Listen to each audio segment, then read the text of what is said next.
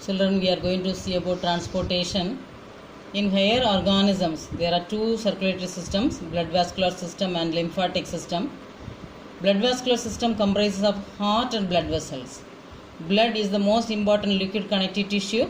It consists of blood plasma, blood corpuscles, which includes erythrocytes, leukocytes, platelets. The blood corpuscles are made in bone marrow. Blood clotting is an important property of blood. It occurs when a tissue is wounded or a blood vessel is ruptured. A blood clot plugs the injury and stops further flow of blood. Clotting of blood is a complex process. Human heart is four-chambered. It has left atrium, left ventricle and right ventricle. The cardiac cycle, that is heartbeat, involves repeated rhythmic contraction and relaxation of heart muscles. Contraction is called systole, relaxation is called diastole. The blood circulation in human heart is double circulation. An artificial pacemaker is a pulse generator which is inserted in the body to initiate heartbeat. Lymphatic system is the second important circulatory system in human beings which transports lymph. So when we see about transportation in human being, the main transport system in human being is the circulatory system which includes blood, arteries, veins, capillaries and heart. Blood, arteries, veins, capillaries and heart. Blood. Main functions: it transports food, oxygen, waste products. It consists of plasma, RBC, that is red blood corpuscle or red blood cell, WBC, white blood cell or white blood corpuscle, and platelets. Plasma transport food, water, CO2, nitrogenous waste, etc. RBC transport oxygen. WBC cells kill harmful microbes and protects the body. Platelets help in clotting of blood and prevents loss of blood during injury. So plasma, red blood cells, white blood cells and platelets are the components of blood. Red blood cells help in transporting oxygen. White blood cells kills harmful microbes and protects the body. Platelets help in clotting of blood and prevents the loss of blood during injury. Next we will see about the blood capillaries, that is blood vessels, which includes arteries, veins and capillaries. Arteries which carry pure blood from heart to all parts of the body. Arteries which carry pure blood from heart to all parts of the body. They are thick-walled and do not have valves. Veins which carry impure blood from all parts of the body to the heart. They are thin-walled and have valves. Veins carry impure blood from all parts of the body to the heart and they are thin-walled and they have valves. Capillaries are very narrow blood vessels which connects arteries and veins together. The exchange of food, water, oxygen, carbon dioxide between blood and cells takes place through the capillaries.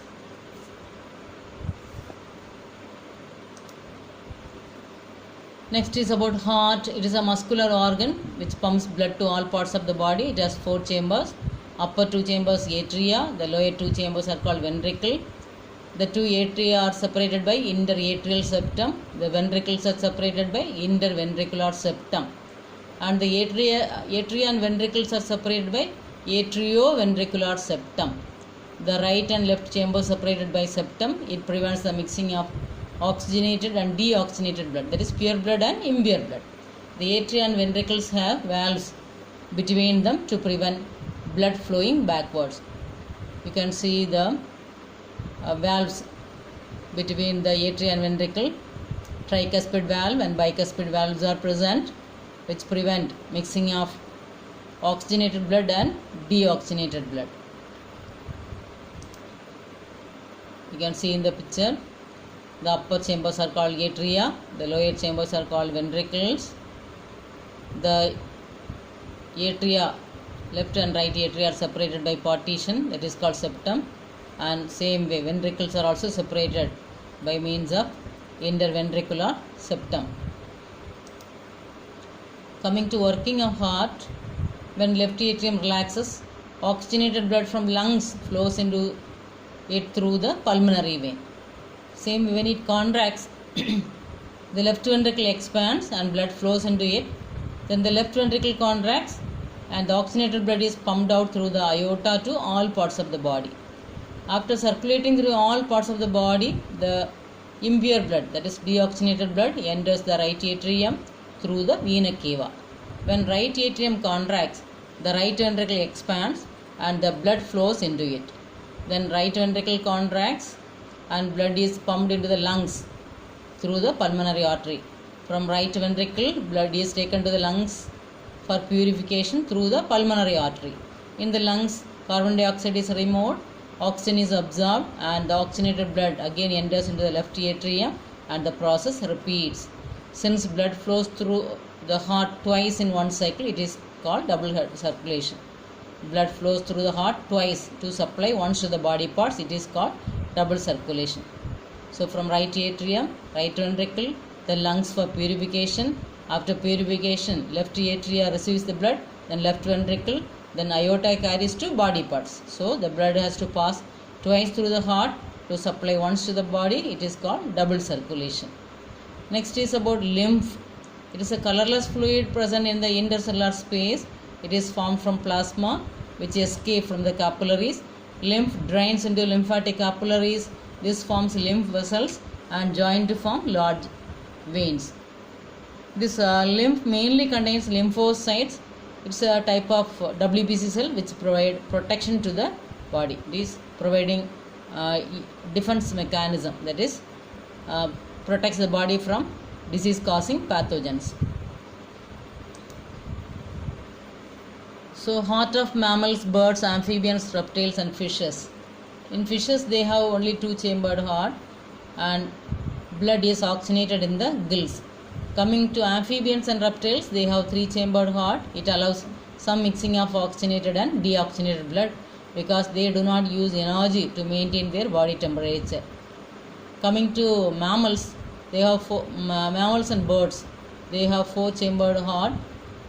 The upper two chambers are called atria, the lower two chambers are called ventricles. The right and left atria are separated by septum. In the same way, the ventricles are right and left ventricles are separated by septum. So this presence of septum prevents mixing of oxygenated and deoxygenated blood and provides efficient supply of oxygen. This is necessary because they need more energy to maintain their body temperature. Higher organisms, they need more energy to maintain their body temperature.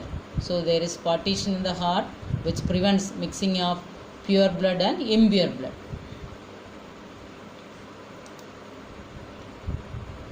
Next we are going to see about transportation in plants. In plants, the xylem and phloem are responsible for transportation.